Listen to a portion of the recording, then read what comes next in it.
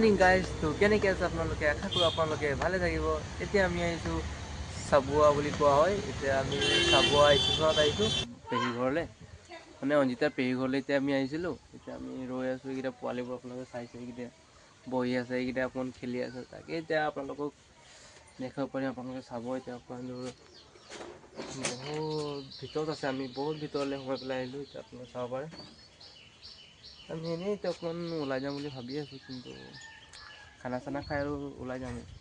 ঠিক আছে। Hello' guys, এতিয়া আমি অলপ টাউন ফালে আহিছিলোঁ। তাকে আৰু এতিয়া আমি যাব ওলাইছোঁ আৰু ইয়াৰ পৰা আৰু অলপ দূৰ গৈ আৰু ঘৰ পাম। ঘৰ পাই আৰু গা চা ধুই ফ্ৰেছ হৈ আপোনালোকক লগ কৰিম। আৰু ইয়াত আহিছোঁ, আপোনালোকে চাব পাৰে অকণমান।